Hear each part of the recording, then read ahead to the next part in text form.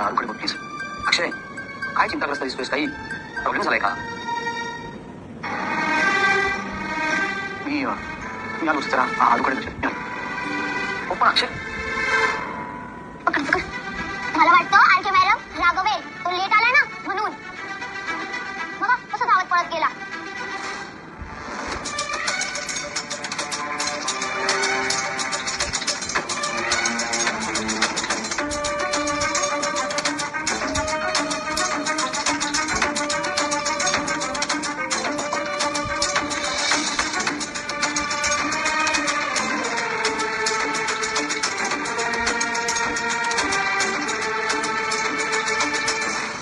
नमस्कार प्रेक्षकांनो, मुरंबा मालिकेच्या आजच्या भागामध्ये आपण पाहणार आहोत.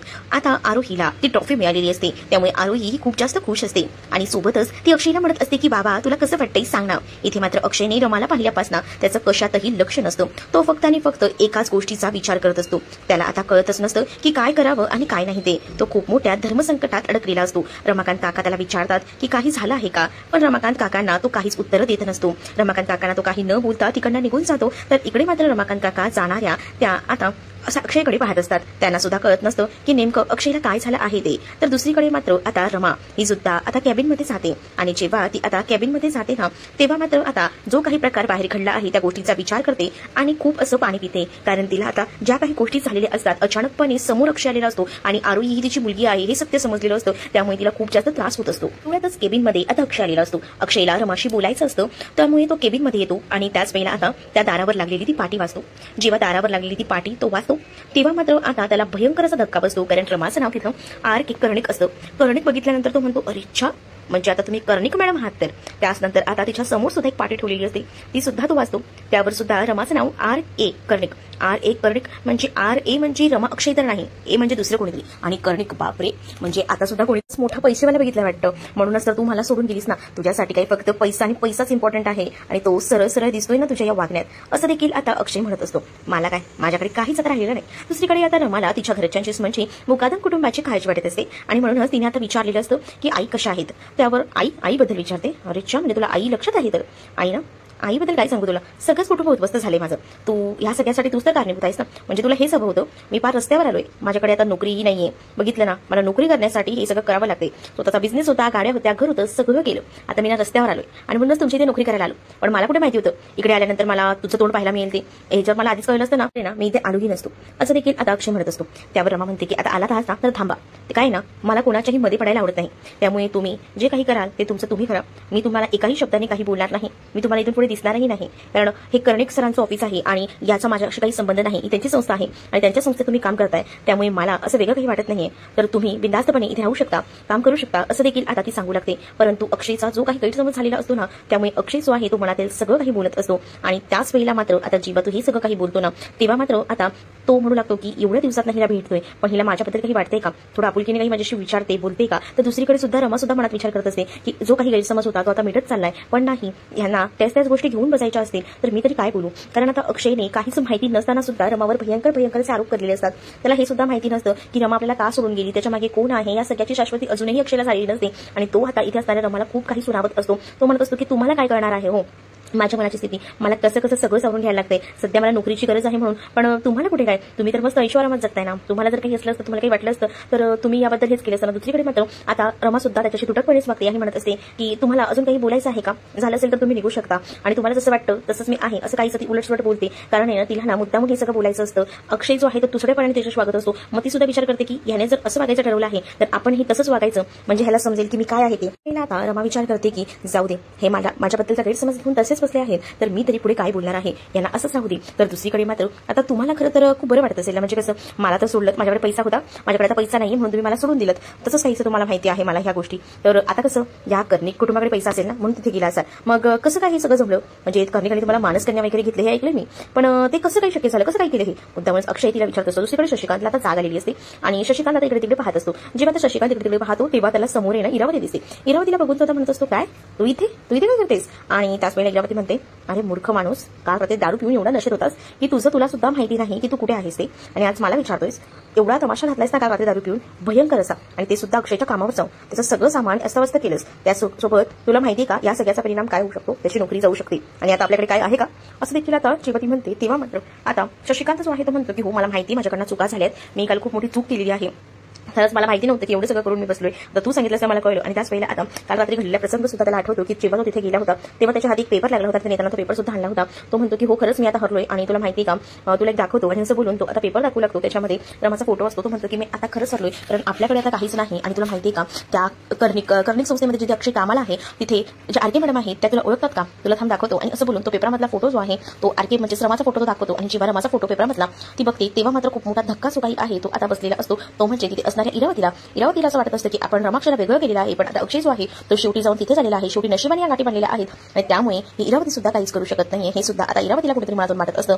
तर इथे म्हणजे शशिकांत सुद्धा म्हणत असतो की बघितलंस का रमा इथे आहे, म्हणजे रमा या कंपनीत काम करते, ती त्यांची मुलगी आहे कर्णिक, मग विचार कर आता रमा कशी आहे आणि काय आहे ते, आणि आपण तर अक्षरशः भिकारी झालो आहोत असं देखील आता तो शशिकांत जो आहे तो म्हणत असतो. दुसरीकडे मात्र अक्षय जो आहे तो रमाला विचारत असतो की हे सगळं काही कसं जमवलं, म्हणजे मानसकन्या वगैरे सुद्धा, तर रमाला या सगळ्या काही गोष्टी ज्या आहेत त्या सांगायच्या नसतात, कारण ऑलरेडी अक्षय जो आहे तो खरं तर रमाला समजूनच घेत नसतो. ज्या काही जुन्या गोष्टी झालेल्या आहेत त्याबद्दल तरी त्याने समजून घ्यायचं, म्हणजे नवीन गोष्टी ज्या आहेत तर तिच्यावर तो लादत असतो, म्हणजे जे काही कर्णिक आहेत त्यांची तू मुलगी झालीस आणि सगळं तू पैशांसाठी केलं, हे असं काहीच तुटक तो बोलत असतो. त्यामुळे कुठेतरी असं मनाला वाईट लागत असतं.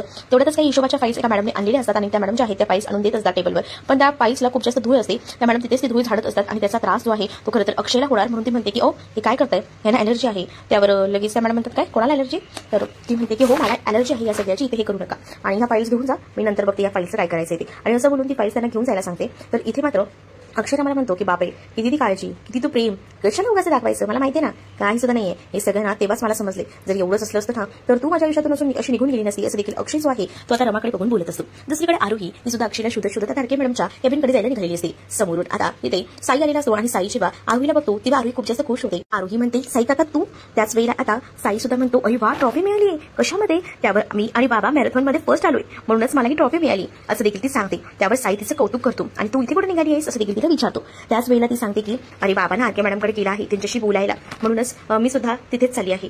तर दुसरीकडे मात्र तिच्या शूजची लेस निघालेली असते, आणि ते लेस तो लावून देत असतो, आणि ज्यावेळेला तो आता लेस लावून देत असतो तेव्हा मात्र ती त्याच्याशी गप्पा मारत असते. आणि त्यानंतर ती आता तिकडनं जातानाच जो साई असतो त्याला सुद्धा खूप बरं वाटतं. त्याला माहिती नसतं की ही रमाची मुलगी आहे, पण त्याला तिच्याबद्दल खूप जास्त कौतुक वाटू लागतं, म्हणून असं तिच्याशी एकदम प्रेमाने एकदम आदराने बोलत असतो.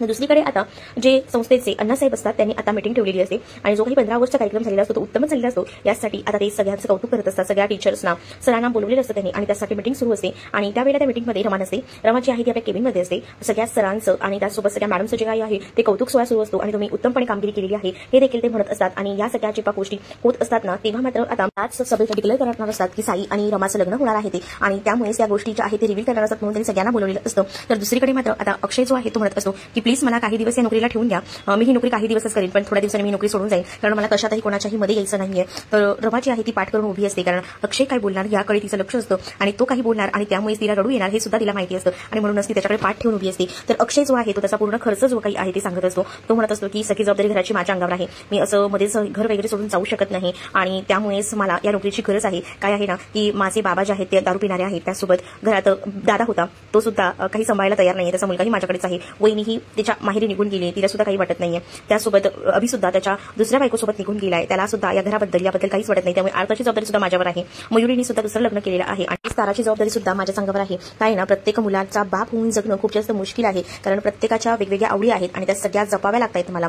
पार्थचा जो काही खर्च असतो तो सगळा व्हिडिओ गेम्सवर असतो, त्यासोबत बाकी तारा तिला तर मॉडेल व्हायचं आहे, त्यासाठी सुद्धा तिला पैसा लागतो, तिला काही हवं असतं त्यासाठी सारखी ती पैसे मागत असते, आणि मग मला नाईलाज होतो, आणि तिला सगळे काही पैसे वगैरे द्यावे लागतात. तर दुसरीकडे जी अर्थ आहे तिला कवितांचं वेळ आहे, तिला जास्त कविता ऐकायला आवडतात, बोलायला आवडतात, त्यासाठी तिला कवितांची जी पुस्तकं आहेत ती मी तिला घेऊन देत असतो. त्यासोबत माझी राहिली मुलगी आरोही, तिच्याकडे तर खूप कमीच लक्ष द्यायला मिळतं, कारण तिच्या ज्या काही इच्छा अपेक्षा असतात, तिला काही साधं काही आणून दिलं ना तरी तिला त्याचा आनंद वाटतो, आणि त्यामुळे ती खूप जास्त त्या सगळ्या गोष्टींमध्ये खुश असते. पण या सगळ्यामध्ये माझ्या मुलीकडे दुर्लक्ष होतं, पण त्यामध्ये सुद्धा ती खूप जास्त हॅपी असते, असं देखील आता अक्षय जो आहे तो सांगू लागतो. पण आताच्या सध्याच्या घडीला माझ्याकडे तर माझी 4 मुलं आहेत, आणि त्यामुळे त्या 4ही मुलांना सांभाळावं मला लागतं, आणि त्यासाठी मला खूप जास्त खर्च येतो, म्हणूनच मी जी आहे ती ही जबाबदारी घेतो, आणि त्यामुळे मला ही नोकरी काही थोडे दिवस तरी करू द्या असं देखील आता अक्षय जो आहे तो रमाला बोलत असतो. हे सगळं जेव्हा रमा ऐकते तेव्हा रमाच्या मात्र पायाखालची जमीन सरकते. तिने जोही विचार केला नव्हता तेवढं भयंकर घडलेलं असतं. तिला आता रडू येत असतं. ती म्हणत असते की तुमचं हे सगळं ऐकण्यामध्ये मला इंटरेस्ट नाहीये, तुमचं झालं असेल तर तुम्ही निघू शकता. परंतु अक्षयला आता रमाला सगळं काही ऐकून दाखवायचं असतं, कारण त्याला माहिती असतं की रमा गेल्यापासून त्याचं आयुष्य कसं झालंय आणि ते सुद्धा तिला सगळं सांगायचं असतं आणि म्हणून सगळ्या गोष्टी सांगत असतो. इकडे आता आरोही सुद्धा आलेली असते आणि आरोही जेव्हा तिथे येते तेव्हा ती येऊन आता अक्षयला मिठी मारते आणि म्हणत असते की बाबा खरंच ना आम्हाला खूप जास्त भारी वाटते, आनंद झाला आहे. आणि त्याच वेळेला ती इकडे असणाऱ्या या रमाची सुद्धा माफी मागते की सॉरी हा मॅडम, मी तुम्हाला आई म्हणाले पण तुम्ही ना माझ्या या स्पर्धेत माझ्यासोबत भाग घेतलात ना म्हणून मला खूप बरं वाटलं, पण इथून पुढे नाही तुम्हाला मी आई बोलणार, सॉरी हा, पण तुम्ही ना माझ्या बाबांची नोकरी घालवू नका प्लीज मॅडम प्लीज, अशी रिक्वेस्ट आता आरोही करत असते. खरं तर आरोहीच्या एका वाक्यामुळे ना रमाचं मन अस्वस्थ झालेलं असतं, कारण आरोही म्हणालेली असते की मॅडम मी तुम्हाला आई कधीच बोलणार नाही. तर दुसरीकडे मात्र इथे आरोही जी आहे ती अक्षरशः कान धरून रमाची माफी मागत असते, पण रमा पाठमोरी उभी असते, कारण तिला हे सगळं काही सहनच होत नसतं. अक्षयच्या भूतकाळातील गोष्टी अक्षयने सांगितलेल्या असतात आणि त्यामुळेच आता तिला खूप जास्त रडू येत असतं. तिला कळत नसतं की या सगळ्याला कसं सामोरं जायचं, म्हणजे या 7 वर्षात इतक्या काही गोष्टी घडून गेल्यात, खरंच खूप भयंकर आहे आणि तरी सुद्धा अक्षय या सगळ्याला जितीने सामोरे जात आहेत. तर दुसरीकडे मात्र आरोही आणि अक्षय आता निघून जातात केबिनमधनं. त्याच वेळेला आता रमा मागे वळून पाहते. ती खूप जास्त रडत असते, तिला खूप जास्त त्रासही होत असतो. त्या रडत तशीच खुर्चीवर बसलेली असते आणि ती आता विचार करते की हे काय माझ्या आयुष्यात होऊन बसलेलं आहे. ती डोळे वगैरे पुसते, कारण आता ती त्या कर्णिकांच्या ऑफिसमध्ये असते आणि तिथे कोणी आलं तर तेवढ्यातच तिथे आता नेमका साई आलेला असतो आणि साई जो आहे तो आता रमाला पाहतो. रमाकडे पाहिल्यानंतर त्याला कुठेतरी वेगळं वाटतं, कारण इतके दिवस तो रमाला चांगलाच ओळखत होता. रमा डिस्टर्ब आहे हे सुद्धा त्याला कळलेलं असतं. तो विचारतो काही झालंय का? रमा म्हणते की नाही काहीच नाही. तर तो म्हणतो की साहेबांनी तुम्हाला बोलवलं होतं, आपल्याला तिथे जायचं आहे, मीटिंग सुरू आहे. तर ती म्हणते की तू हो पुढे मी येते, परंतु तो म्हणतो की नाही चल तू पण सोबत, आपण दोघे एकत्र जाऊया, असा साईचा हट्ट असतो. तर रमाचा सुद्धा नाईलाज होतो. रमाला सुद्धा आता त्या साईसोबत जावंच लागणार असतं, पण साईला कळत असते की रमाचा काहीतरी बिनसला आहे तिच्या डोळ्यातल्या पाण्यांवरना आणि हे सगळ्या गोष्टींवरना त्याला कळलेलं असतं आणि तो विचारायचा सुद्धा प्रयत्न करतो. तर रमा म्हणते की आपण या विषयावर नंतर बोलूया, आधी आपण अण्णासाहेब बोलवूया तिथे जाऊया. आणि असं बोलून ती लगेच जायला निघते. तर इथे अण्णासाहेब जेव्हा मीटिंगमध्ये असतात तेव्हा सगळे शिक्षकही असतात, तेव्हा तिथे आता रमा आणि साई सुद्धा असतो. त्याच वेळेला आता अण्णासाहेब जे आहेत ते आता सगळ्यांसमोर सांगू लागतात की तुम्हाला सगळ्यांना सांगायचं आहे की काही दिवसात म्हणजेच थोड्या दिवसात साई आणि त्यासोबत रमाचं लग्न होणार आहे. आणि ही गोष्ट जेव्हा ते करतात तेव्हा मात्र आता त्या काचेतना अक्षयने ऐकलेलं असतं. अक्षयला तर भयंकर धक्का बसतो, कारण एवढे दिवस त्याला वाटत होतं की रमाचं आणि साईचं लग्न झालेलं आहे, पण आता ते लग्न होणार आहे हे आता त्याला कुठेतरी मनातून कळलेलं असतं आणि त्यामुळे त्याला या सगळ्याचा धक्का बसतो. तर इकडे मात्र आता रमाला सुद्धा वाईट वाटत असतो, कारण आता कुठे तिच्या आयुष्यात त्याची मुलगी त्यासोबत अक्षयही आलेला आहे, पण आता जी काही अनाउन्समेंट केलेली असते अण्णासाहेबांनी त्यामुळे ती सुद्धा खूप मोठ्या धक्क्यात असते. त्यानंतर आता सगळेजण साईचं आणि रमाचं कौतुक करत असतात, टाळ्या वाजवत असतात, कारण ही अक्षरशः लग्नाची अनाउन्समेंट केलेली असते आणि सांगितलेलं सुद्धा असतं की थोड्या दिवसात त्यांचं लग्न सुद्धा होणार आहे. त्यामुळे सगळेजण खूप जास्त हॅपी असतात. साई सुद्धा हॅपी असतो, पण रमाच्या चेहऱ्यावर ते हसू काही दिसत नसतं, कारण तिच्या आयुष्यात कधी नव्हे तो अक्षय आणि त्यासोबत आरोही पुन्हा आलेली असतात, पण अजून तिने कोणाला सांगितलेलं नसतं. तर दुसरीकडे मात्र इरावतीने आता एक नवीन पॅदा आणलेलं असतं, ते सुद्धा रमा अक्षयच्या नात्यामध्ये दुरा बांधण्यासाठी. तर मालिकेत एक नवीन एंट्री झालेली आहे आणि त्यामुळेच तिनं आता अशी एंट्री घेतलेली आहे की तिला असं वाटते की या सगळ्यामुळे अक्षय आणि रमा वेगळे होतील, पण खरंच अक्षय आणि रमाबद्दल गैरसमज मिळेल का? कारण आता अक्षयला हे सुद्धा कळलेलं असतं की रमाचं लग्न ठरलेलं आहे, त्यामुळे अक्षयला खूप जास्त त्रास होत असतो. त्यामुळे आता रमाकांत काका अक्षयला सावरत असतात. तर इकडे मात्र रमा सुद्धा एकटी बसून विचार करत असते. तर तुम्हाला हा भाग कसा वाटला हे नक्कीच मला कमेंटमध्ये सांगा आणि अशीच अपडेट पाहत राहण्यासाठी चॅनलला सबस्क्राईब नक्कीच करा.